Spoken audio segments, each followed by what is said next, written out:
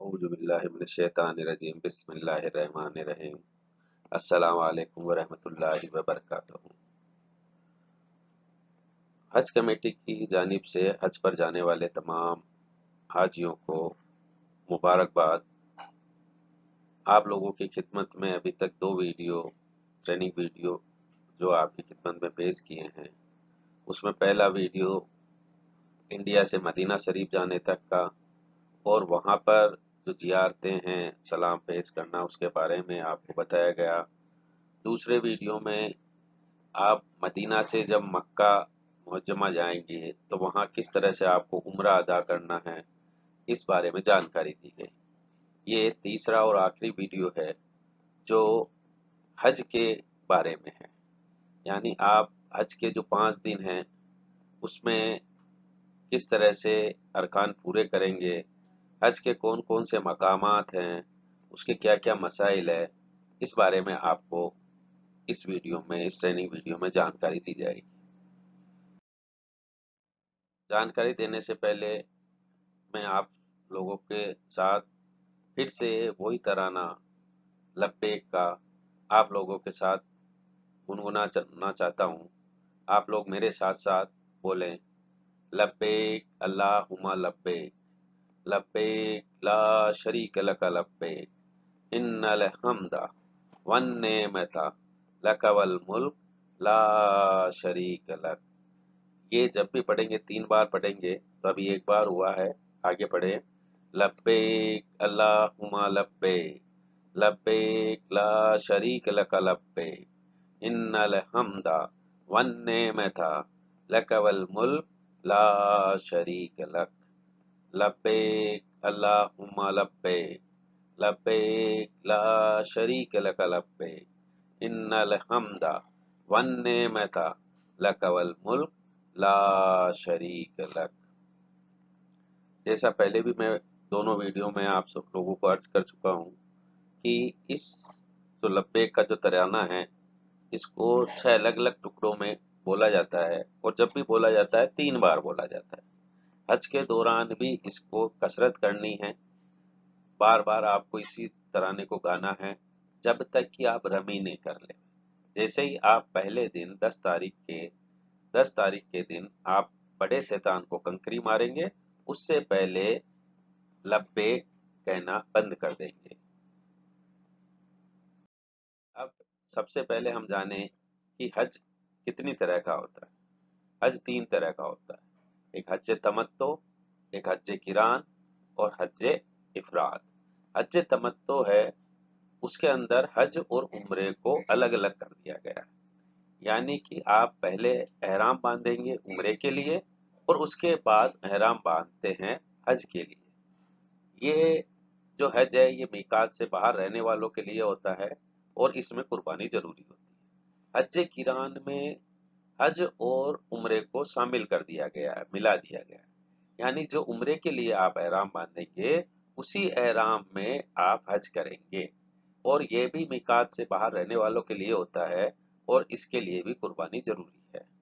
इफराद, हज इफराद जो है वो हज जो मीकात के अंदर रहते हैं उन लोगों के लिए है। इसमें केवल हज का एहराम बांधते हैं क्योंकि वो मीकात के अंदर ही रह रहे हैं, तो उन्हें उम्रा करना जरूरी नहीं, इसलिए वो केवल हज का एहराम बांधेंगे। इसके लिए कुर्बानी भी जरूरी नहीं है। तो ये 3 तरह के हज है। इंडिया वाले जो हम लोग यहाँ से जाते हैं वो अधिकतर हज तमत्तो करते हैं, क्योंकि हमारे हज पर जाने के लिए मक्का मुअज्जमा जब हम पहुँचते हैं उसके और हज के दिनों के 5 दिनों के दरमियान एक अरसा होता है और उस अरसे में यदि हम हज किरान की यदि नियत करेंगे तो उस पूरे अरसे में हम पर एहराम की पाबंदियां लागू रहेगी। इसलिए इंडिया से जाने वाले जितने हाजी हैं वो हज तमत्तो अदा करते हैं। यदि आपकी फ्लाइट सबसे आखिर में हो कि वहां जाकर 2 या 3 दिन बाद आपको हज ही करना है, ऐसी हालत के अंदर आप हज किरान करें, ये मेरा मशवरा है। अब हम जान लें कि हज के फराइज क्या क्या है। हज के फराइज में सबसे पहले आता है एहराम और नियत। बिना एहराम बांधे हज नहीं हो सकता। और हज जब एहराम बांधा है तो किस किस काम के लिए बांधा है उसकी नियत करना जरूरी है। दूसरा तीसरा जो हज का फराइज है वो है वकूफ अरफा, और वो भी उसके तय वक्त में होना। यानी 9 जिलहज्जा के आफताब ढलने से 10 जिलहिज्जा की सुबह सादिक तक जब सूरज निकले उसके पहले पहले तक कोई आदमी यदि अरफात में एहराम की हालत में रहे तो उसका हज हो जाता है। अगली जो हज का फराइज है वो है तवाफ जियारत। ये तवाफ जियारत है, ये 9 यानी 10, 11, 12 इन 3 दिनों में से एक दिन में करना जरूरी है। इसके अलावा तरतीब जो है वो यही होनी चाहिए। यदि तरतीब को आगे पीछे करते हैं तो इसका मतलब है कि हमने फराइज अदा नहीं किए। तरतीब यह है कि पहले एहराम बांधे, फिर वकूफ अरफा करे और उसके बाद तवाफ जियारत करे। हर फर्ज का अपने वक्त पर होना जरूरी है। यानी 9 जिलहिज्जा की रात दिन में आप अरफात जाएं और 10 को 9 की शाम को सूरज ढलने के बाद आपको वहां से निकलना है। यदि आप 10 तारीख को जाके अरफात के अंदर सुबह जाते हैं तो आपका हज नहीं होगा, क्योंकि यहाँ पर वक्त का मिलना नहीं पाया गया। मकाम जो है वो भी अहमियत रखता है। यानी वकूफ अरफा है तो वकूफ जो है वो अरफात के मैदान में होना जरूरी है। किसी और जगह मीना या मुजदलफा में आप वकूफ करते हैं तो आपका हज नहीं होगा। ये है हज के फराइज। अब हम देखें कि हज के वाजिबात क्या क्या है। हज के वाजिबात है कि आफताब डूबने के बाद कुछ देर के लिए, जिसमें रात का कुछ हिस्सा शामिल हो, आपको अरफात में वकूफ करना जरूरी है। ये वाजिब है। मुजदलफा में ठहरना, रात को ठहरना, ये वाजिब है। मगरिब और ईशा की नमाज मुजदलफा में मिलाकर पढ़ना, ये वाजिब है। यहाँ पर आप देखें कि जब आप अराफात में होते हैं तो अराफात में जो जोहर और असर की नमाज जो मिलाकर पढ़ी जाती है वो वाजिबात में शामिल नहीं है। लेकिन मगरिब और ईशा की नमाज जो मुजदलफा में मिलाकर पढ़ी जाती है वो इसमें शामिल है। 10वीं को बड़े शैतान को कंकरी मारना, 11वीं 12वीं को तीनों जमरात को कंकरी मारना, ये वाजिबात में शामिल है। जमरातुल उकबा की रमी पहले दिन हल कराने से पहले करना। यानी कि सबसे पहले जो 10 तारीख को आप काम करेंगे मुजदलफा से मीना आने के बाद, तो वो ये होगा कि सबसे पहले आप रमी करेंगे। रमी करने के बाद आप कुर्बानी करेंगे। कुर्बानी हो जाने के बाद आप हल कराएंगे। इनकी तरतीब यही होना जरूरी है। यदि इसमें से एक काम भी आपने आगे पीछे किया तो इसका मतलब आपने वाजिब को तर्क किया।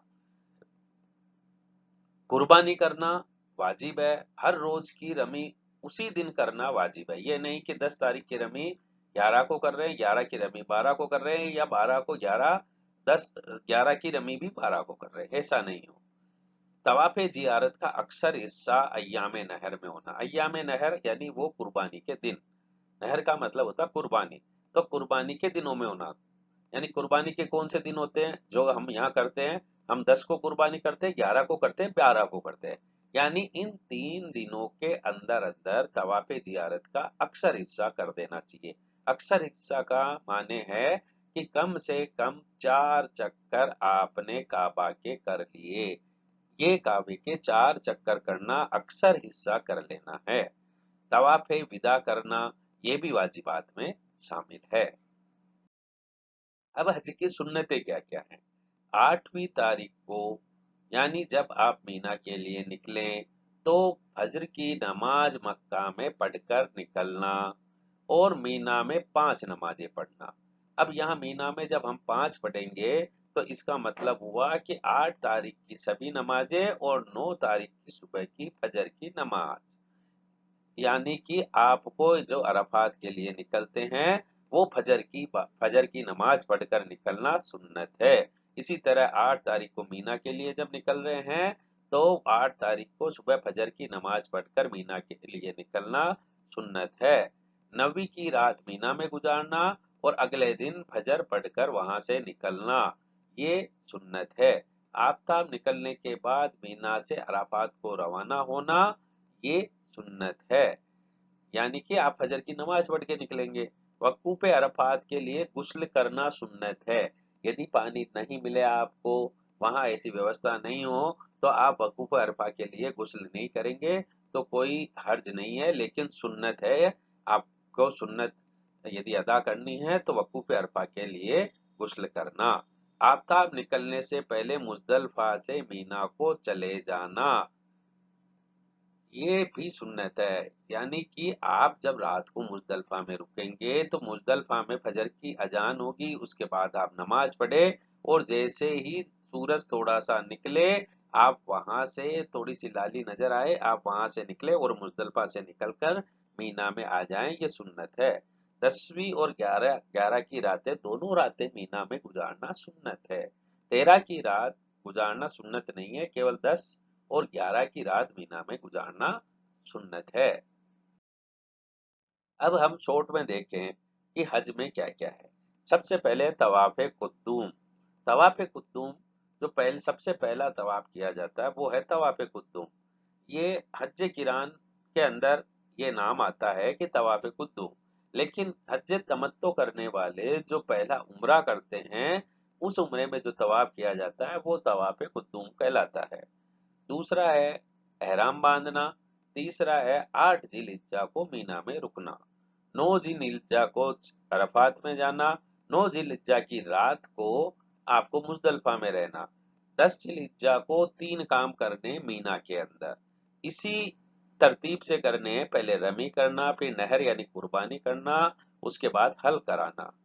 10 जिलहिज्जा को 2 काम यदि आप चाहें तो कर सकते हैं, यदि आपके पास वक्त है, आपकी हिम्मत है तो आप करें, अन्यथा वरना ये काम आप 11 को भी कर सकते हैं, 12 को भी कर सकते हैं। तो 10 तारीख को जो 2 काम आपकी हिम्मत हो तो करे, वो है तवाफ जियारत करना और सही करना। फिर 11, 12, 13 दो 3 दिन मीना में रुकना और वहां रमी करना। फिर मक्का आ जाना और वहां से तवाफ विदा करना। ये शॉर्ट में हज का जो 5 दिन है वो आपको यहाँ पर बताए गए हैं। तवाफ कुद्दूम आप कर चुके हैं। अब हज के जगह देखेंगे कि हज की कौन कौन सी जगह है। सबसे पहले ये मस्जिद हरम है। उसके पास जब हम एक पहाड़ है, उस पहाड़ को हम पार करके निकलेंगे, जो सुरंग के द्वारा पार करेंगे, उसके बाद जो जगह आती है वो आती है जमरात। और जमरात जो है वहीं से मीना चालू हो जाता है। मीना से जो मीना के अंदर मस्जिद खेफ है और उसके पास में मस्जिद खेफ के पास जमरात है। ये जो वहां पर मस्जिद खेफ के साइड के अंदर एक पहाड़ है, उस पहाड़ की दूसरी तरफ अजीजिया है जहां पर इंडिया के हाजी इस साल ठहर रहे हैं। मुजदलफा से अड़ा हुआ जो इलाका है, उससे सटा हुआ जो इलाका है वो है मुजदलफा। और मुजदलफा में मस्जिद मशहर है। यहाँ से थोड़ी दूर के ऊपर अरफात का मैदान है। ये जो मीना और मुजदलफा है ये हरम की बाउंड्री में आते हैं, जबकि अराफात जो है वो हरम की सीमा से बाहर है। अराफात के अंदर जो मस्जिद है उसको मस्जिद नमरा कहते हैं। मीना के अंदर मस्जिद को मस्जिद खेप, मुजदलफा की मस्जिद को मस्जिद मशहर, और अराफात के में मस्जिद जो है उसको मस्जिद नमरा कहते हैं। अब हम देखें कि इन हज की जो जगह है उनकी आपस में दूरी कितनी है। हरम शरीफ से यानी मस्जिद हरम से हम मीना तक देखें, जमरात तक की दूरी 3.5 किलोमीटर है। वहां से जमरात से लेकर मुजदलफा की बाउंड्री जहां स्टार्ट होती है उसकी दूरी 3.2 यानी 3.25 किलोमीटर है। उसके आगे मुजदलफा चलकर मस्जिद मशहर तक आते हैं, वो 2.25 किलोमीटर है, 2.3 किलोमीटर। वहां से मस्जिद मशहर से हम अराफात की बाउंड्री तक आएंगे, हुदूद तक आएंगे, वो दूरी है 6.5 किलोमीटर, 6.4 किलोमीटर। वहां से हम चल के जो पहाड़ है वहां तक आएंगे। मस्जिद अराफात के मैदान में जो पहाड़ है वहां तक आएंगे, वो दूरी है 2.1 किलोमीटर। ये कुल दूरियां हैं जो हज के स्थानों के बीच में आपस में है। अब मक्का से आप मीना के कौन कौन से रास्ते हैं, इन रास्तों को जानना इसलिए भी जरूरी है कि ये रास्ते हमारे काम आएंगे जब हम तवाफे जियारत करेंगे। तो सबसे पहले आप इधर, आपको जो दिख रहा है ये मस्जिद हरम दिख रहा है, आप मस्जिद हरम, और ये आपको इधर दिख रहा है जमरात। अब मस्जिद हरम से हमें जमरात जाना है, तो किस तरह से जाएंगे? तो सबसे पहले तो ये एक सुरंग है जो पैदल रास्ता है, इसमें कोई गाड़ियां नहीं जाती। जब आप इस सुरंग से बाहर निकलेंगे तो आगे एक टिन शेड का रास्ता आएगा। टिन शेड का रास्ता आगे चलता जाएगा और आगे जाएंगे तो एक रोड के नीचे अंडरपास निकलेगा। उसको पार करते ही आप आपको जमरात नजर आ जाएंगे। दूसरा रास्ता जो है वो एक लंबा घूम कर जाने वाला रास्ता है। ये रास्ता लंबा पड़ता है। एक वो रास्ता जो बीच में से जाता है वो फैसलिया सुरंग के पास से जाता है। ये कुल मिलाकर 3 रास्ते हैं जो आपको मस्जिद हरम से जमरात तक यानी मीना तक पहुंचाएंगे।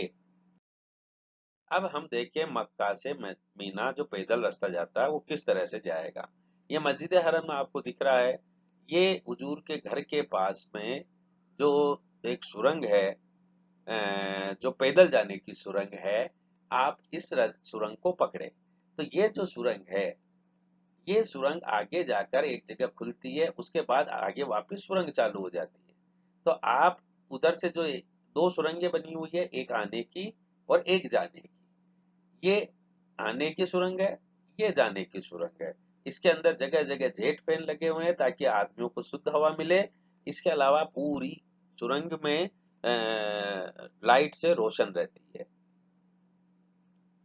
अब यहाँ से जाएंगे हम, थोड़ा आगे बढ़ेंगे और फिर सुरंग को पार करते हुए हम मीना तक पहुंच जाएंगे।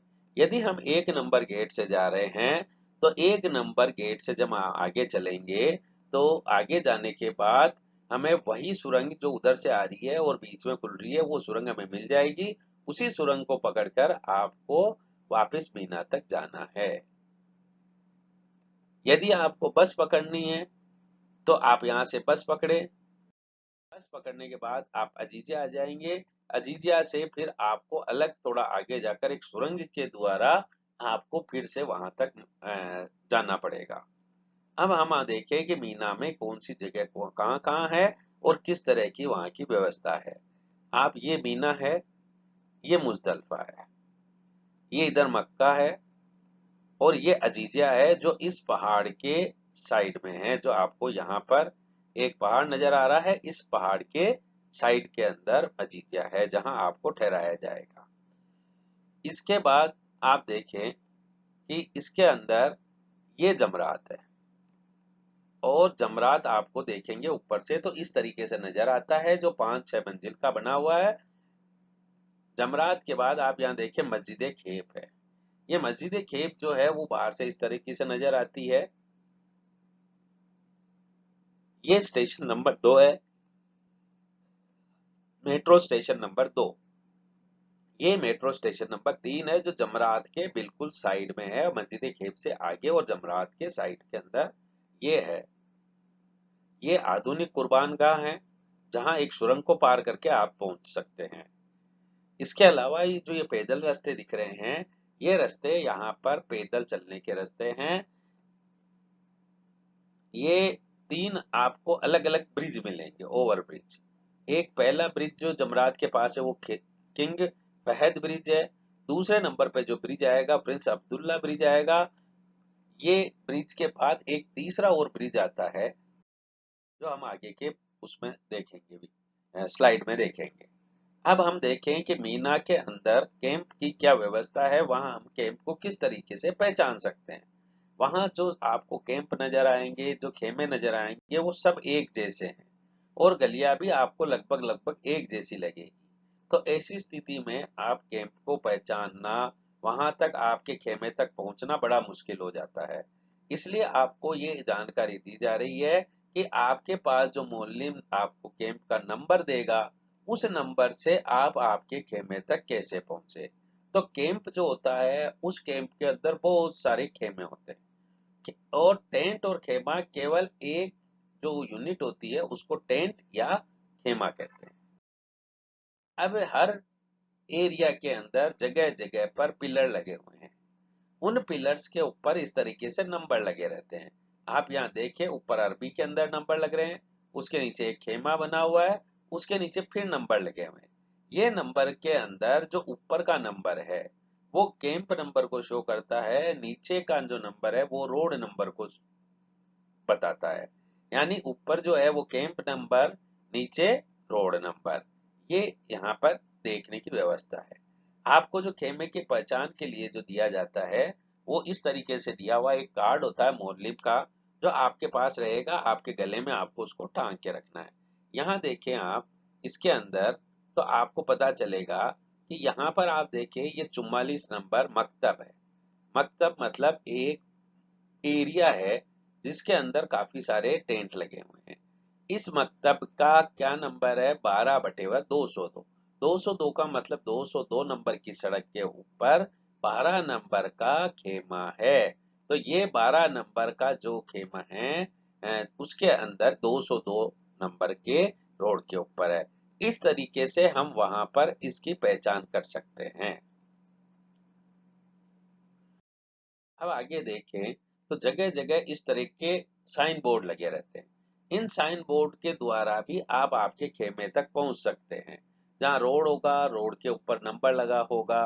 आप एक चीज नीचे के फोटो में देखें, ये एक टिन शेड आपको नजर आ रहा है। ये जो टिन शेड है ये यहाँ आने का पैदल रास्ता है। यानी आप मुजदलफा से जब यहाँ तक जमरात तक आएंगे तो इस रास्ता, जिस रास्ते के ऊपर आपके टिन शेड लगा हुआ है वो रास्ता पैदल रास्ता है।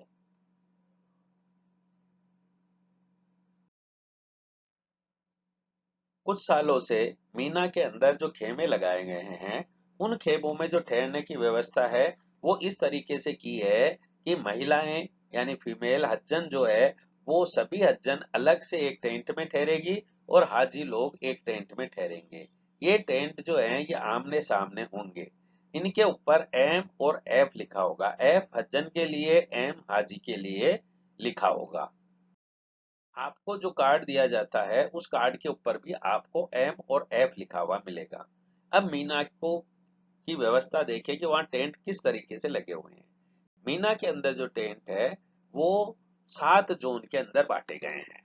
एक पहला जोन जो चालू होता है वो जमरात के पास से चालू होता है, फिर उसके आगे बढ़ते बढ़ते बढ़ते जाएंगे और आखिरी जोन जो है वो मुजदलफा के पास आता है। ये अलग अलग जोन है। इनकी जरूरत हमें जब पड़ेगी जब हम किसी स्ट्रीट नंबर को, गली नंबर को देखते हैं तो जो 3 डिजिट का जो नंबर होता है उसके अंदर पहला डिजिट जो होता है वो जोन नंबर को बताता है।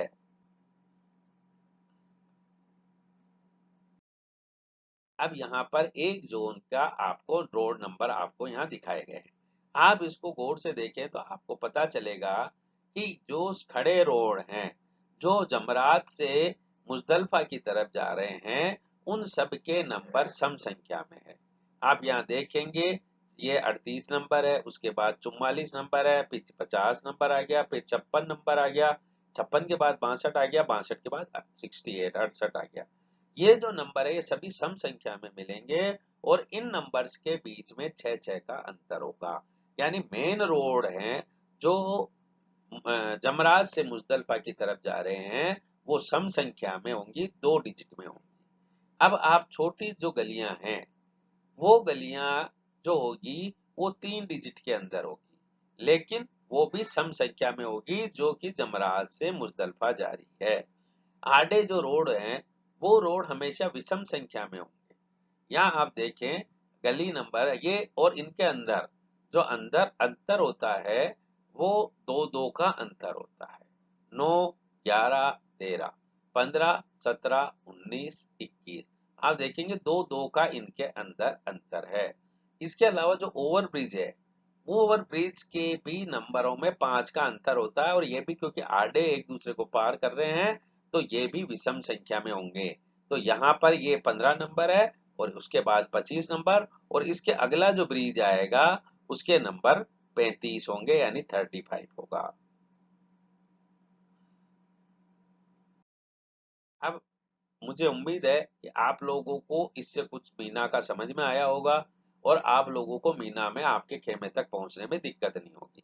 अब मीना में जब आप जाएंगे तो वहां आपको क्या क्या सामग्री, क्या क्या सामान दिए जाएंगे। सामान दो तरीके से दिए जाएंगे। एक तो आपको सामान देगा मोल्लिम, एक सामान देगी हज कमेटी। मोल्लिम आपको क्या क्या देगा? मोल्लिम आपको एक खेमा कार्ड देगा, मोल्लिम आपको हाथ का एक पट्टा देगा, मोहल्ले में आपको खाने के कूपन देगा। इसके अलावा रमी कंकरी मारने का जो टाइम है उसका एक कार्ड देगा। वो इस तरीके का होगा, आप देखिए 10 तारीख को आपको 10:40 शाम को कंकरी मारनी, 11 को 1:45 पे मारनी, 12 को 8:10 पे मारनी है और 13 तारीख को 2:10 पे मारनी है। इस तरह का कंकरी मारने के लिए भी कार्ड बना के वो आपको देगा। हज कमेटी आपको ट्रेन का जो मेट्रो का टिकट है वो देगी। इसके अलावा जो आपको अधाई कूपन यानी कुर्बानी का जो कूपन है वो भी आपको देगी और मीना का नक्शा भी देगी। हो सकता है कि मीना का नक्शा आपको नहीं मिले तो आपके खेमे में इस ये नक्शा लगा हुआ मिलेगा, वहां से आप इसकी फोटो खींच लेवे। अब मीना जाने की तैयारी करनी है हमें, तो हमें क्या क्या तैयारी करनी है, हमें क्या क्या सामान लेने हैं। अगले 5 दिन जो मीना में गुजारेंगे, हज के लिए जो हम गुजारेंगे, मीना, अरफात, मुजदलफा, वापस मीना में, वो इस तरीके से है। वो उनमें क्या क्या सामान लेना वो इस तरीके से है। नंबर एक बात, खाने पीने के कुछ सामान ले लें, बिस्किट, नमकीन, जो भी आपको खाने पीने के सामान है वो ले लेने हैं। पानी की एक बोतल ले लें ताकि आपको बार बार उठकर पानी भरने नहीं जाना पड़े। जरूरी दवाइयाँ आपकी जो है वो रख लेवें। आप तस्बीह रख लेवें, क्योंकि आपको जो अरफात में तस्बीह पढ़ेंगे, मीना में तस्बीह पढ़े, उसके लिए तस्बीह रख लेवें। छाता ले लेवें, अरफात के अंदर गर्मी में या वापस आते समय गर्मी में काम आएगा। एक दो जोड़ी कपड़े रख लेवें, चद्दर रख लेवें, एक बिछाने के लिए पतली दरी या चटाई रख लेवें। वैसे जरूरत नहीं है लेकिन फिर भी रख ले हुए कि क्या पता अरफात या मुजदलफा के अंदर आपके ये काम आएगी। अरफात में चाहे काम नहीं आई लेकिन मुजदलफा में ये काम आएगी, क्योंकि वहां पर सरकार के द्वारा या हज कमेटी के द्वारा किसी तरह की कोई व्यवस्था नहीं की गई है। इसके अलावा पावर बैंक ले लेवें, क्योंकि अरफात के मैदान में हो सकता है आपको चार्जर नहीं मिले। आप जब मुजदलफा आए तो वहां भी किसी तरह का मोबाइल चार्ज करने की व्यवस्था नहीं हो। इसके अलावा नहाने का सामान, साबुन वगैरह जो आप ले लेवें। 4-5 मीटर की रस्सी ले लेवें कि आपको हो सकता है कि अरफात में यदि आप अलग से रुकते हैं, जबल रहमत के वहां जाते हैं, तो आपको हो सकता है कि सूरज की रोशनी से बचने के लिए कुछ चादर टांकनी पड़े, तो उसके लिए एक रस्सी ले लेवे 4-5 मीटर की। कंकरी रखने की थैली जरूर जरूर ले लेवे, क्योंकि आप जो जमरात को कंकरी मारेंगे, रमी करेंगे, उसके लिए आपको कंकरियां इकट्ठी करनी है। वो इकट्ठी करके आप किस में रखेंगे, उसके लिए आप थैली ले लेवे। और ये जो सामान जितना आपने लिया, इन सामानों को 2 बैग तैयार करना, क्योंकि वहां पर जो हाजी है और हज्जन है दोनों अलग अलग खेमे में रहेंगे, तो दोनों अपना अपना बैग अलग अलग से तैयार करें। आपको जितने भी पहचान पत्र दिए हैं, जो भी हाथ में बांधने के पट्टे कड़ा जो भी दिया है, आप वो सब पहन लेवें। इसके अलावा आपको जो मीना का नक्शा, मेट्रो का ये कुर्बानी का कूपन, खाने के कूपन जो भी देवे, उनको आपके बैग में रख लेवें। जो 8-7 तारीख को जोहर की नमाज के बाद मस्जिद हरम के अंदर इमाम खुतबा पढ़ता है। उस खुतबे के अंदर हज के मसाइल, हज के बयान किए जाते हैं। आप उसको सुने। वहां पर जो हज के मसाइल हैं, जो भी चीजें हैं, जो खुतबा पढ़ा जाता है, वो खुतबा उर्दू के अंदर एफएम चैनल के ऊपर आता है। यानी आप मोबाइल के अंदर आप रेडियो चलाएं, रेडियो में एफएम चलाएं, आप स्कैन करेंगे तो एक चैनल ऐसा होगा जिसके ऊपर ये खुतबा उर्दू में आएगा, तो आप उस पर वहां पर इसको समाप्त कर सकते हैं। अब आप 8 तारीख को क्या करेंगे? 8 तारीख जो कहलाती है वो है योम तरबिया। यानी इस दिन आपको तरबिया, योम तरबिया, इस दिन को योम तरबिया कहते हैं। इस दिन आप क्या करना है, सुबह सुबह रात के समय आप वहां के ऊपर अपने होटल के अंदर गुस्ल करें। गुस्ल करने के बाद आप एहराम बांधे, एहराम बांधकर हज्जे तमत्तो की नियत करें। तो आप सबसे पहले हज करेंगे, गुस्ल करेंगे। गुस्ल करने के बाद आप एहराम बांधेंगे। एहराम जब भी बांधेंगे तो उसके बाद 2 रकात नमाज पढ़ेंगे, नमाज एहराम अदा करेंगे। उसके बाद हम 3 बार तलबिया कहेंगे। तलबिया कहने के बाद फजर की नमाज हम मक्का में ही अदा करेंगे। मतलब वहां पर ये नमाज पढ़ने के बाद हम मीना के लिए रवाना हो जाएंगे। हो सकता है कि आपका जो मोल्लिम है वो आपको शाम को ये कहे कि मैं रात को आप लोगों को मीना ले चलूंगा, क्योंकि इतने सारे हाजियों को मक्का से मीना ट्रांसपोर्ट करना होता है, वहां तक ले जाना होता है, तो सबका अपना अपना टाइम होता है। तो हो सकता है कि आपको जो टाइम मिला है वो रात को मोलिम ले जाना चाहता है तो आप उसके साथ चले जाएं, क्योंकि मीना के अंदर पहली बार में जाकर खेमा पाना बहुत मुश्किल होता है। तो आप वहां जाएं, आपके लिए बेहतर है कि वहां रात में ही चले जाएं और वहां जाने के बाद अपने खेमे के अंदर जाएं और सुबह की फजर की नमाज वहीं अदा करें। आपका मोल्लिम जो भी कार्ड देता है खेमा नंबर को, जो भी आपको हाथ में बांधने का कड़ा दिया है, कार्ड दिया है, वो सब आप पहन के रखें। हज कमेटी जो नक्शा दे उसको भी साथ ले ले हुए आपने, क्योंकि यहाँ हज तमत्तो की नियत की है या दूसरी जो भी नियत की है तो वो आप उसी नियत से आप एहराम बांधेंगे, 2 रकात नमाज पढ़ेंगे, तलबिया कहेंगे और उसके बाद नियत करेंगे। और नियत करने के बाद आप वहां से मीना के लिए रवाना होंगे। अब 8 तारीख को आपको क्या करना है, पूरे दिन भर मीना में रहना है।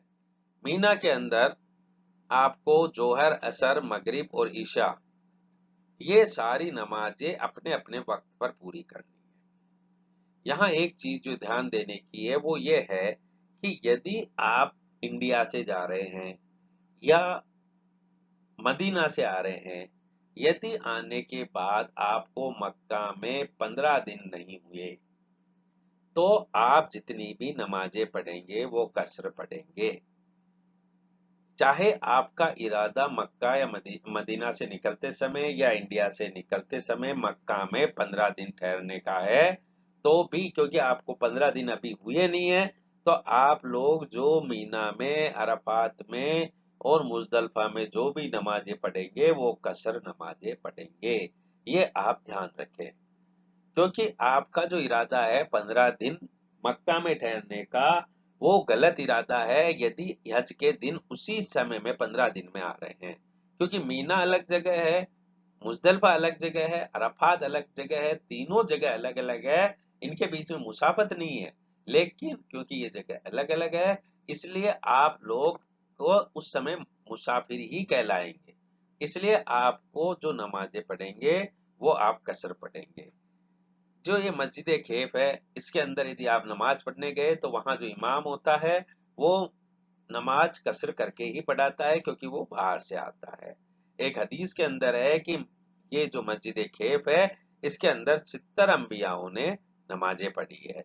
रात को आप रात मीना में गुजारनी है और 9 तारीख को सुबह फजर की नमाज मीना में अदा कर कर आपको अरफात के लिए जाना है।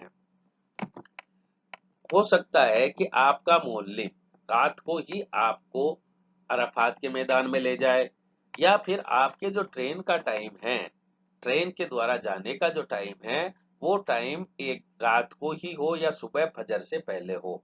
ऐसी स्थिति के अंदर, ऐसे हालत के अंदर आपको ट्रेन के द्वारा मोल्लिम जैसे कहे वैसे करते हुए अरफात के मैदान तक जाना है। यहाँ आप इस अरफात के मैदान का जब आप फोटो देखेंगे तो आप यहाँ एक गौर करें, इस बोर्ड के ऊपर यहाँ लिखा हुआ है किबला डायरेक्शन। यहाँ भी आप अरफात के मैदान के अंदर नमाज पढ़ेंगे तो ये ध्यान रखें कि किबले के डायरेक्शन के लिए इस तरीके से तीर का निशान लगा हुआ है। तो आप इस चीज पर ध्यान रखें कि किधर किबला है। अब आप क्योंकि आप यहाँ आ गए, 9 तारीख को आपको दिन भर यहाँ रहना है, तो यहाँ आपको क्या करना है, आप यहाँ जोहर से पहले पहले पहुंच जाएं। यदि मोल्लिम आपको जब भी ले जा रहा है आप तब चला जाए और यहाँ पर आप बैठकर तलबिया कसरत से पढ़े। इसके अलावा आप चौथा कलमा पढ़े। आप इसके अलावा दुआए यूनुस करें, दुआ अस्तगफार करें। इस तरह से जो भी दुआएं हैं, जो कुछ है, तस्बीहां हैं, वो आप यहाँ पढ़ें।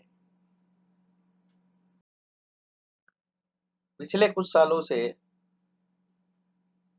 इन भारत के हाजियों को मीना से जो अरफात ले जाया जा रहा है, वो ट्रेन के द्वारा ले जाया जा रहा है। ट्रेन जो है उसके टिकट इस तरीके के होते हैं और ये 3 तरह के होते हैं। एक बैंगनी रंग का, एक पीले रंग का, एक हरे रंग का। बैंगनी रंग का जो है वो 1 नंबर रेलवे स्टेशन का है। जो 1 नंबर की ट्रेन है वो अरफात में भी 1 नंबर स्टेशन पे रुकेगी, मुजदलफा में भी 1 नंबर पे रुकेगी, मीना में भी 1 नंबर पे रुकेगी। इसी तरीके से जो पीले रंग का जो 2 नंबर स्टेशन का टिकट है वो तीनों जगह 2 नंबर पे ही रुकेगी। इसके अलावा हरे रंग का जो 3 नंबर का स्टेशन है वो तीनों जगह 3 नंबर पे ही रुकेगा। ये अलग अलग रंग के टिकट है अलग अलग मेट्रो स्टेशन के लिए। इसको आपके हाथ में पहन लेना है। यदि ये खो गया तो आपको दोबारा नहीं मिलेगा। इसका टाइम मुकर्रर है, आपको उसी समय पर जाना है। आपका मोलिम का आदमी आप सबको लेकर मेट्रो स्टेशन तक जाएगा। वहां से आपको ट्रेन पकड़नी है, हाथ ऊपर करके। वहां जो काम करने वाले आदमी होते हैं उनको अपना कार्ड दिखाएं और फिर आप अंदर चले जाएं। ट्रेन में बैठेंगे, ट्रेन आपको अराफात में उसी मेट्रो स्टेशन नंबर पे उतारेंगी जिस मेट्रो स्टेशन नंबर से आप बैठे हैं। अब ये है अरफात का मैदान। यहाँ आप देखेंगे अरफात है, ये मस्जिद नमरा है, ये जबले रहमत है, ये मुजदलफा की ओर जो रास्ता जाता है वो है, ये वादी उरना है। यहाँ देखेंगे तो ये कुछ पैदल रास्ते दिखाए गए हैं जो जबले रहमत से और मस्जिद नमरा के पास से निकलकर मुजदलफा की ओर जाते हैं। ये पश्चिमी रिंग रोड है, पूर्वी रिंग रोड है, सेंट्रल रिंग रोड है। ये 3 रिंग रोड है। ये गलियों को ABCDE नंबर दिया हुआ है, ये दिखाई गई है। इसके अलावा अलग अलग रोड दिए हुए हैं जो बस के द्वारा जाते हैं। पैदल रास्ते जो होंगे उन रास्तों की पहचान ये है कि पैदल रास्ते के दोनों तरफ कुछ कुछ दूरी के ऊपर टॉयलेट बने हुए हैं, वजू खाने बने हुए हैं। आप इस चीज से उन रास्तों को पहचान सकते हैं जो रास्ते पैदल चलने के हैं। इसके अलावा उन रास्तों के ऊपर बड़ी संख्या में बहुत बड़ी भीड़ जा रही होगी। ये फिर से आपको दिखाया गया मैदान अरफात, ये जबले रहमत दिखाई हुई है। ये 3 मेट्रो स्टेशन है, आप देखिए यहाँ। तो 3 मेट्रो स्टेशन है और ये मस्जिद नमरा दिखाई गई है। ये मस्जिद नमरा में आप देखेंगे तो आप देखेंगे ये पूरी इतनी बड़ी मस्जिद है। बीच में वादी उरना इसके इस साइड में है, ये मस्जिद नमरा। ये बीच में से एक तिरछी लाइन आप यहाँ से काटेंगे तो ये अराफात का बॉर्डर है। इसके इस साइड में अराफात है और काबे की साइड का जो हिस्सा है वो अराफात से बाहर है। यदि आप मस्जिद नमरा में नमाज पढ़ने जाते हैं तो इमाम के पीछे नमाज पढ़ने के बाद आप मस्जिद से बाहर निकलकर अराफात की तरफ आ जाएं, क्योंकि हो सकता है आपको पता नहीं हो और वो जो एरिया जिसमें आप ठहरे हुए हो वो अराफात के मैदान से बाहर हो। ये आपको मस्जिद नमरा वापस से दिखाई गई है। इस तरह की से अराफात के मैदान में भी खेमे लगाए जाते हैं। यहाँ मोलिम आपके लिए खाने की व्यवस्था रखता है, पानी पीने की व्यवस्था है, हर चीज की व्यवस्था। आप यहाँ यदि आपको सहूलत लगे तो आप यहाँ रुके और यहाँ रुकेंगे तो आप यहाँ पर आप खाना खा के अच्छी तरह आप इबादत करें, तस्बीहात पढ़ें और उसके बाद जब सूरज ढल जाए तो उस समय सूरज ढलते समय आप दुआएं करें। दुआएं जो करनी है वो काबे की तरफ मुंह करके करनी है, नहीं कि सूरज की तरफ देखकर। आप यहाँ पर आप रुके, आपके यदि जानते हैं रास्ते तो ही खेमे से निकले। यदि आप खेमे से निकल गए तो वापस खेमे में आना मुश्किल होगा। इसलिए आप ये अच्छी तरह सोच के निकले कि एक बार आप खेमे से निकले हैं तो आपको आपके जो काम है वो सब आपको अपने स्तर पर करने होंगे। मैदान अरफात की क्या फजाइल है? मैदान अरफात के लिए फजाइल है कि एक हदीस में है कि नबी करीम से पूछा गया कि हज क्या है, तो उन्होंने नबी करीम ने फरमाया कि हालत एहराम में 9 जिलहिज्जा को अराफात का वकूफ ये हज है, जो कि फर्ज है। हमने आप शुरू शुरू में देखा था कि फर्ज में क्या है, एहराम और वकूफ अरफा, ये दोनों चीजें हज हैं।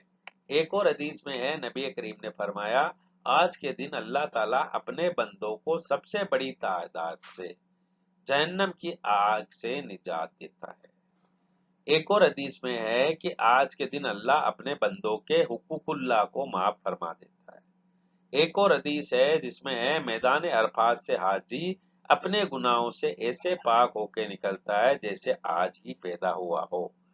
इसी तरह एक और हदीस है, नबी करीम सल्लल्लाहु ताला अलैहि वसल्लम ने फरमाया, आज की शाम जो सबसे अच्छी हम जो मैंने और दूसरे नबियों ने कही वो है चौथा कलमा, ला इलाहा इल्लल्लाह वहदहु ला शरीक लहू लहुल मुल्कु व लहुल हम्दु व हुवा अला कुल्ले शैइन कदीर। ये जो चौथा कलमा है पूरा नहीं, इस इतना सा भी पढ़ लेंगे तो आपका हो जाएगा, वरना आप पूरा पढ़े तो कोई दिक्कत नहीं। ला इलाहा इल्लल्लाह वहदहु ला शरीक लहू लहुल मुल्कु लहुल हम्दु युही व युमीतु व हुवा हय्युल ला यमूतु अबदन अब्दा जुल जलाले वल इकराम बैदल खैर व हुवा अला कुल्ले शैइन कदीर। या तो आप पूरा पढ़े, नहीं तो इतना पढ़ेंगे। ये कम से कम एक तस्बीह आपको पढ़नी है। अब आप जब मस्जिद नमरा में गए तो मस्जिद नमरा में कसर नमाज पढ़ाई जाएगी, और जब आप इमाम के पीछे पढ़ेंगे तो वहां पर जोहर व असर मिला के पढ़ेंगे। यदि आप तन्हा आपके खेमे के अंदर नमाज पढ़ रहे हैं तो वहां पर जोहर को जोहर के वक्त में पढ़ेंगे, असर को असर के वक्त पर अदा करेंगे। मैंने आपको शुरू में ही बता दिया था कि यदि आपको खुतबा सुनना है उर्दू के अंदर तो आप एफएम चैनल चलाकर आप उस पर सुन सकते हैं। ये जो खुतबे हैं ये हज वाला खुतबा जो 9 जिल्हिज्जा को पढ़ा जाता है वो, मस्जिद हरम के अंदर जितने भी जुम्मे के अंदर खुतबे पढ़े जाते हैं वो, इसके अलावा जो मस्जिद हरम के अंदर हज से पहले जो खुतबा पढ़ा जाता है वो, ये सब खुतबे अलग अलग लैंग्वेज के अंदर अलग अलग एफएम चैनल के ऊपर प्रसारित किए जाते हैं। आप उनको मोबाइल के पर एफएम चलाकर सुन सकते हैं। अब 9 जिल्हिज्जा को योम अरफा कहलाता है। 9 जिल्हिज्जा को दिन भर जिक्र करना है, आपको दुआएं करनी है, तस्बीहात पढ़नी है, तलबिया पढ़ना है। वकूफ अरफा क्योंकि हज का अहम रुकून है, इसके बगैर हज नहीं होता है, इसलिए सूरज ढलने के बाद कुछ देर रुकना जरूरी है। सूरज ढलते समय अल्लाह से गुनाहों की माफी मांगनी है, रो रो कर अल्लाह से दुआ करनी है, अपने लिए, अपने रिश्तेदारों के लिए, अपने घर वालों के लिए, अपने गांव वालों के लिए, मोहल्ले वालों के लिए, अपने शहर वालों के लिए, अपने देश के लिए आप दुआएं करें। दुआएं करते समय मैंने जैसे बताया काबे की तरफ मुंह रखना है, सूरज की तरफ नहीं देखना है कि आप सूरज की तरफ देखकर दुआ करें, नहीं, आपको काबे की तरफ मुंह करके दुआ करनी है। वकूफ अरफा के दिन हम क्या क्या नहीं कर सकते। नंबर 1, आज के दिन का रोजा नहीं रख सकते। अल्लाह ने कितनी सहूलत अता फरमाई कि आज जब सबसे मशक्कत वाला दिन है उस दिन अल्लाह ने रोजा रखने के लिए मना किया। उदूद अरफा से बाहर खड़े होना मना है। सूरज ढलने से पहले सूरज अरफात से मैदान अरफात से नहीं निकलना है। जबले रहमत की तरफ या सूरज की तरफ देखकर दुआ नहीं करनी है। आपको दुआ जो करनी है वो काबे को देखकर, काबे की तरफ देखकर करनी है। गुरूब आफ्ताब तक खाने पीने और खुदा की तरफ तवज्जो के अलावा काम नहीं करने हैं, दुनियावी बातें नहीं करनी है। गुरूब आफ्ताब के बाद अराफात से रवानगी में देरी नहीं करनी है। सूरज ढल गया आप निकल जाइए, ज्यादा देर वहां इंतजार रुके नहीं रहे। मगरिब व इशा अराफात में नहीं पढ़नी है, वो आपको मुजदलफा में जाकर पढ़नी है। ये चीजों का आप ध्यान रखें। अब 9 जिल्हिज्जा को आप मुजदलफा की तरफ रवाना होंगे। आप पैदल भी जा सकते हैं, बस से भी ले जाया जा सकता है और मेट्रो से भी ले जाया जा सकता है। जब आप मुजदलफा के मैदान में पहुंच गए तो अब वह आप क्या करें? मुजदलफा में आपको मगरिब और ईशा की नमाज साथ साथ मिलाकर पढ़नी है। आप ध्यान रखें कि हो सकता है आप ट्रेन से जाएं और ट्रेन आपको ईशा की नमाज से पहले मुजदलफा पहुंचा दे। ऐसी स्थिति में, ऐसे हालत के अंदर आपको अभी नमाज, कोई भी नमाज नहीं पढ़नी है। आपको इंतजार करना है ईशा की नमाज के वक्त का। जब ईशा का वक्त हो जाए उसके बाद आपको मगरिब और ईशा मिलाकर पढ़नी है। उसके बाद आप रात को मुजदलफा में गुजारेंगे। रात सो के नहीं गुजारे, आप रात भर इबादत करके गुजारे, क्योंकि इस दिन, इस रात के अंदर अल्लाह हुकूकुल इबाद को माफ फरमा देता है। इसके अलावा मुजदलफा से आप शैतान को मारने की कंकरियां इकट्ठी करें। कंकरियां आप 9, 10, 11 नहीं, 10, 11 और 12 और 13 3 दिन के हिसाब से करें। 10 तारीख को आपको केवल 7 कंकरी मारनी, केवल बड़े शैतान को। 11 तारीख को आप तीनों को मारेंगे, 7, 7, 7, 21। 12 तारीख को तीनों को मारेंगे, 7, 7, 7, 21। और यदि आप मगरिब से पहले मीना नहीं छोड़ पाए तो 13 तारीख को फिर आपको कंकरी मारनी पड़ेगी, 7, 7, 7, 21। तो ये ध्यान रखें कि इस तादाद के अंदर लगभग 70 से 100 के बीच में आपको कंकरियां इकट्ठी करनी है। सुबह फजर की नमाज मुजदलफा में पढ़नी है, उसके बाद ही आपको मीना के लिए रवाना। अब नमाज जो हम मिलाकर पढ़ेंगे मगरिब और इशा की, वो किस तरीके से मिलाकर पढ़ेंगे, आप ध्यान से इसको सुने और इसको जहन में बिठाएं। जब भी आप इस तरह मिलाकर नमाज पढ़नी हो तो सबसे पहले फर्ज नमाज अदा की जाती है।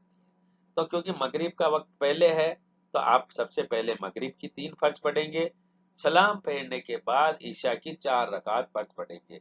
यदि आप कसर पढ़ रहे हैं तो 2 रकात नमाज ही कसर ईशा की पढ़ेंगे।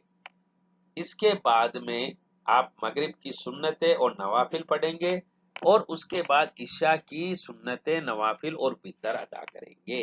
ये आप ध्यान रखें, दोनों नमाजों के बीच में आपको कोई सुन्नत और नवाफिल आपको नहीं पढ़नी है, ये आप ध्यान रखें।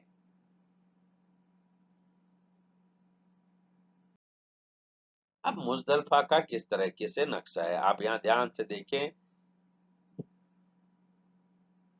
ये मुजदलफा है, इसकी बाउंड्री है, इधर मीना है, इधर अराफात है। ये मस्जिद अलमास अल हरम भी कहते हैं इसको, मदीने मशहर भी कहते हैं। ये इस तरीके से आपको नजर आती है। ये वादिये महाशिर है। ये वादिये महाशिर वो है जहां पर हाथी वालों पर अजाब आया था, इसलिए इस जगह पर आप थोड़े तेज चल के निकलेंगे। ये वादिये महाशिर जो है ये मीना और मुजदलफा की मिलने की जगह पर है। ये फील वालों के अजाब की जगह है, फील मतलब हाथी वालों के अजाब की जगह है। ये पैदल रास्ते हैं जो आगे आकर सब मिल जाएंगे और आगे एक ही पैदल रास्ता जाएगा जो जिसके ऊपर टिन शेड होगा। अब मुजदलफा में क्या क्या करना है और क्या नहीं करना है, मैंने काम करने के आपको बता दिए, और क्या क्या चीजों का ध्यान रखना है। रात सोने में नहीं गुजारनी है, सोने के बहुत दिन है, इबादत और दुआ करनी है। आज की रात अल्लाह हुकूकुल इबाद को माफ करता है, तो अल्लाह से गिड़गिड़ा के दुआ करे और हुकूकुल इबाद को माफ करवाएं। मगरिब और इशा की नमाज को आधी रात से ज्यादा देर नहीं करनी है। मुजदलफा से बाहर रात नहीं गुजारनी है। कंकरियों को मुजदलफा से केवल इकट्ठा वहीं से अपन को मुजदलफा की कंकरियां चाहिए, ऐसा नहीं है। आप चाहे तो यहाँ से भी कंकरियां ले जा सकते हैं, ऐसी कोई मनाही नहीं है कि मुजदलफा, और ऐसा कोई नियम नहीं है कि मुजदलफा की ही कंकरियां हो। आप इस बात का ध्यान रखें। भीड़ के डर से या किसी और डर से, बिना किसी शरई हर्ज के, आप मुजदलफा को फजर से पहले नहीं छोड़ना है। यदि आप फजर से पहले छोड़ देंगे तो आप पर दम वाजिब हो जाएगा। मुजदलफा को सूरज उगने के बाद जब बहुत ऊंचा सूरज आ जाए तब नहीं छोड़ना है आपको। सूरज जैसे ही आपने फजर की नमाज अदा की आपको मुजदलफा छोड़ देना है। अब 10 तारीख हो गई, 10 तारीख को आपको क्या क्या करना है। सुबह फजर की नमाज आपने मुजदलफा में अदा की और उसके बाद आप वहां से मीना के लिए रवाना हो गए। अब मीना के अंदर आपको 4 काम है जो इसी तरतीब से करने हैं। सबसे पहले आपको रमी करनी है, रमी भी केवल एक शैतान को, सबसे बड़े वाले को। उसके बाद आपको कुर्बानी करनी है, उसके बाद हल करवाना है, उसके बाद तवाफ़े ज़ियारत करना है। तवाफ़े ज़ियारत जो है वो आज करना चाहे तो ठीक है, नहीं तो आप 11 और 12 तारीख को भी कर सकते हैं। हल्क करवाने के बाद आप एहराम खोल देंगे और आप जो रोज के कपड़े हैं वो पहन लेंगे। अब रमी का पहला दिन में हम रमी किस तरीके से करेंगे। पहले दिन हमें केवल बड़े शैतान को कंकरी मारनी है और ये शैतान जो बड़ा शैतान है ये सबसे आखिर के अंदर है। इसलिए हम पहले और दूसरे शैतान पर यानी जो बीच में जो अजमरात आएंगे उन पर रमी नहीं करेंगे। रमी के लिए जो पत्थर लेंगे वो पत्थर पाक होने चाहिए और बेर की गुठली यानी छोटी साइज के मझले साइज के होने चाहिए, न तो बिल्कुल छोटे और न ही बिल्कुल बहुत ज्यादा मोटे। ये जो हैं आप अपने हाथ के अंदर 10 कंकुरियां ले लीजिए कम से कम, क्योंकि हो सकता है कुछ कंकरी गिर जाए या आप फेंकने लगे बीच में ही गिर जाए, तो आप एक्स्ट्रा कंकरी आपके पास रखें। 10 कंकरियां अपने हाथ में ले ले। कंकरी मारने के साथ ही आप तलबिया लब्बैक बंद कर देंगे। इसके बाद आप पर लब्बैक पढ़ना जरूरी नहीं है। लब्बैक जैसे ही बड़े शैतान को कंकरी मारी लब्बैक का तराना बंद हो जाता है। कंकरी को सीधे हाथ में अंगुली और अंगूठे अंगूठा और तर्जनी यानी जिससे हम शहादत की उंगली है इस उंगली के बीच में पकड़ेंगे और इसको हाथ को पूरा ऊपर उठाएंगे, इतना ऊपर उठाएंगे कि आपकी बगल के बगल नजर आ जाए। इसके बाद आप बिस्मिल्लाह अल्लाह अकबर कहते हुए कंकरी को शैतान की तरफ फेंकेंगे। इसी तरीके से आप अलग अलग करके 7 कंकरी आप मारें। अब किस तरह से कंकरी मारने जाना है उसको आप देखें कि ये तीनों जमरात दिखाए हुए हैं। सबसे पहले इस तरह से इस तरफ मीना है, तो मीना से आप आएंगे तो ये अलग अलग एंट्री के एरिया आपको दिखाए हुए हैं और ये आप देखेंगे कि ये इस तरह निकासी है, एग्जिट है। ठीक है, अब आप क्या करेंगे, आप आएंगे इधर से आए मीना की तरफ से, तो आप जिस रोड से आ रहे हैं वो रोड और वहां की व्यवस्था ये निर्धारित करती है कि आप किधर आए हैं, किस मंजिल पे जाएंगे। आप बीच में से आए, देखिए आप अलग अलग जगह वाले अलग अलग रास्ते पे जा रहे हैं। ये वाले आए हैं ये एस्केलेटर में बैठकर लिफ्ट में बैठकर ऊपर वाली मंजिल पे जाएंगे। बीच वाले आए वो सीधा एक ऊपर चढ़ता हुआ रास्ता है उस पे जाएंगे और बीच में जो रास्ता है वो नीचे नीचे ग्राउंड फ्लोर पे होगा। इसके अलावा आप देखेंगे जो इधर से आ रहे हैं आपके मक्का की तरफ से, तो ऐसी स्थिति के अंदर मक्का की तरफ से आने वाले इन रास्तों से चढ़ते हुए आप ऊपर चले जाएंगे। जो ट्रेन स्टेशन से आएंगे वो भी ऊपर के ऊपर ही छत के रास्ते से छत पे पहुंच जाएंगे। ये आने के अलग अलग रास्ते हैं। आप यहाँ से आए हैं तो यहाँ से ऊपर चढ़ेंगे और इस साइड से छत पर पहुंच जाएंगे। ये अलग अलग रास्ते आपको यहाँ पे दिखाए हुए हैं। अब आप ऊपर चढ़ने के बाद छोटे शैतान मझले शैतान से आगे आते हुए बड़े शैतान को कंकरी मार के हम एग्जिट हो जाएंगे। ये ऊपर से जो आए हैं वापिस ये ट्रेन स्टेशन मेट्रो स्टेशन चला जाएगा। ये देखिए ये आप मेट्रो स्टेशन चला गया। ये इस साइड का जो आदमी है वो इधर आया और इस लिफ्ट से नीचे उतर जाएगा या इस लिफ्ट से नीचे उतर जाएगा।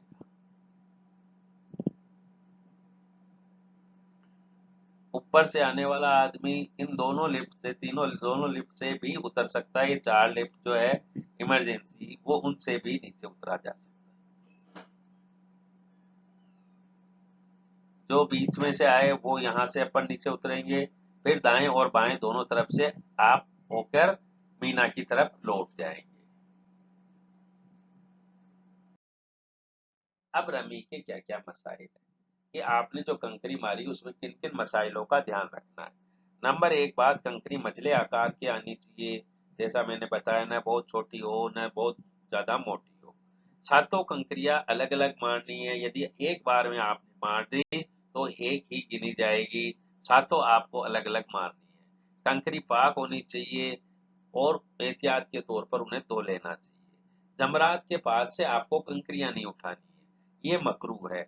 ये वो कंकरियां हैं जो कबूल हो गई, वो वहां पड़ी है, इसलिए इनको काम में नहीं लेना है।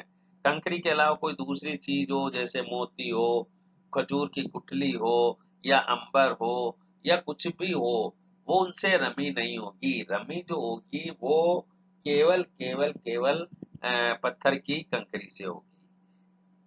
यदि आपने केवल 3 कंकरी मारी है तो आपकी रमी नहीं हुई है, 4 मारी है तो आपकी रमी हो जाएगी, लेकिन बाकी के बदले के अंदर हर एक के बदले में एक सदका देना होगा।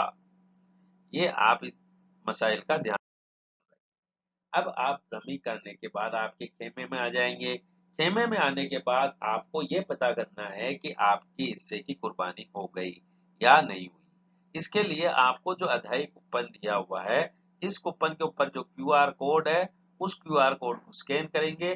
स्कैन करने के बाद आपके ऑर्डर को ट्रैक करेंगे। ट्रैक करने के बाद यदि उस ऑर्डर पर एग्जीक्यूटेड लिखा हुआ आए, तो इसका मतलब है कि आपकी कुर्बानी हो गई है।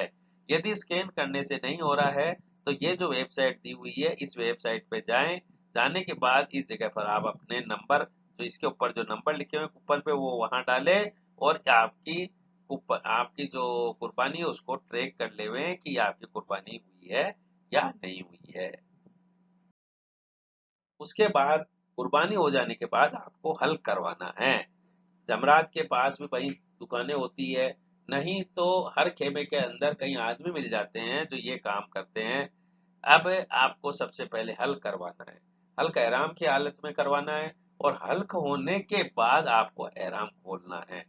गुस्ल करना है, उसके बाद नहा लेवें, क्योंकि आपने बाल भी कटाए हैं। आप उसके बाद नहा लेवें। कई दिनों से आप मेल के अंदर, आप बालों के अंदर मिट्टी हो रही है, और इन मिट्टी को अल्लाह ताला पसंद करता है, क्योंकि अल्लाह ताला फरमाता है कि देखो आज मेरे बंदे किस तरीके से सिरों में मिट्टी, जिनके सिरों में मिट्टी है, वो किस तरीके से मेरे यहाँ पर हज करने आए हैं।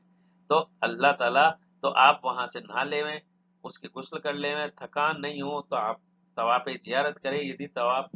यदि आपको थकान है तो आप आराम करें। अगले दिन 11 तारीख के दिन हम तवाफ़ ज़ियारत कर लेंगे।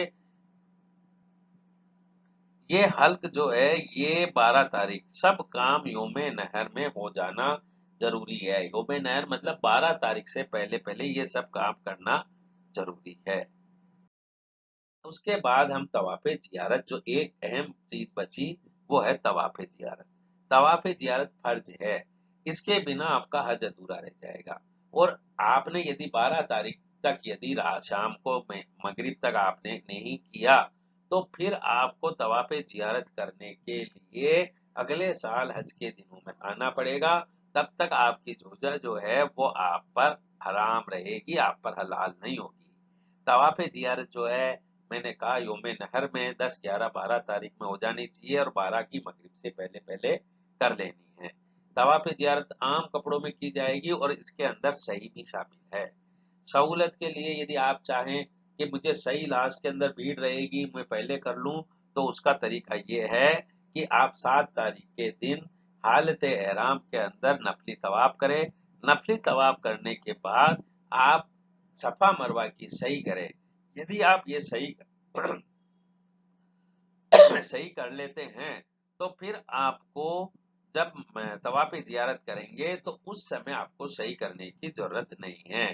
तवाफ़े ज़ियारत करने के बाद मीना लौटना है, और मीना लौटने के बाद आपको रात मीना में गुजारनी है। यदि 12 तारीख को आप असर के बाद या जोहर के बाद आप वहां पर आकर तवाफ़े ज़ियारत करते हैं, तो अब आपको लौटने की ज़रूरत नहीं है। आप वहीं रुक जाएं, अपने होटल में चले जाएं। 11 तारीख को, अब अगले दिन 11 तारीख को आपको क्या करना है? 11 तारीख को आपको तीनों शैतान को कंकरी मारनी है। सबसे पहले छोटे शैतान को कंकरी मारेंगे। 7 कंकरी मारने के बाद आप भीड़ से थोड़ा अलग होकर एक साइड में आ जाए, और काबे की तरफ मुंह कर कर आपको दुआ करनी है। इसके बाद आप मजले शैतान को कंकरी मारे। 7 कंकरी मारने मारने के बाद उसी तरह भीड़ से अलग होकर थोड़ा आगे निकले, और साइड में आकर वहां पर फिर से आप दुआ करें। फिर आगे जाकर आप तीसरे शैतान को 7 कंकरी मारनी है। अब यहाँ पर आपको नहीं रुकना है, दुआ नहीं करनी है, आप वहां से निकलकर आप वापिस से खेमे में आ जाए। यदि आपने तवाफ़े ज़ियारत नहीं किया है, तो तवाफ़े ज़ियारत करने चले जाएं या तवाफ़े ज़ियारत करने के बाद रमी कर लें। वैसे आपको आज के दिन तवाफ़े ज़ियारत कर लेना चाहिए, क्योंकि मक्का में मौसम का कोई भरोसा नहीं होता। यदि आपने आज भी नहीं किया, आप 12 तारीख के इंतजार में रहे, तो हो सकता है उस दिन मौसम यदि खराब हो गया, आप तवाफ़े ज़ियारत नहीं कर सके, तो फिर ये बड़ी एक बड़ा मसला पैदा हो जाएगा। आपको अगले साल फिर हज पर आकर तवाफ़े ज़ियारत करना पड़ेगा। इसलिए आप 11 तारीख को ही तवाफ़े ज़ियारत कर लें। तवाफ़े ज़ियारत करने के बाद आपको वापिस से अपने खेमे में आ जाना है। खेमे में आकर आपको आपकी नमाज़ें जो है तय वक्त पर पूरी करनी है, तय वक्त पर पढ़नी है। 12 तारीख को भी उसी तरीके से जो 11 तारीख को किया, उसी तरीके से तीनों काम करने हैं। यानी पहले छोटे शैतान को कंकरी मारना और फिर दुआ करना, फिर मजले को कंकरी मारना, फिर दुआ करना, उसके बाद बड़े शैतान को कंकरी मारकर वहां से निकल लेना। यदि आप मगरिब से पहले पहले आज के दिन 12 तारीख के दिन मीना को छोड़ देते हैं, तो आप आप अपनी होटल पे आ जाए। यदि आप मगरिब से पहले मीना नहीं छोड़ पाए, तो अब आपको वहां रात रुकना पड़ेगा और 13 तारीख को रमी करने के बाद आप आपके होटल तक मक्का आ सकेंगे।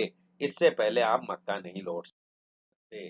13 तारीख यदि आपको 12 तारीख को आप मगरिब से पहले नहीं लौट सके, तो 13 तारीख को आपको तीनों शैतानों को फिर से उसी तरीके से कंकरी मारनी है। पहले छोटे शैतान को मार के दुआ करनी है, मजले को मार के दुआ करनी है, फिर आखिरी शैतान को कंकरी मारकर दुआ नहीं मांगनी और आपको सीधा मक्का मीना छोड़कर आपको मक्का आ जाना है। ये इस तरीके से आपका हज पूरा हो जाएगा।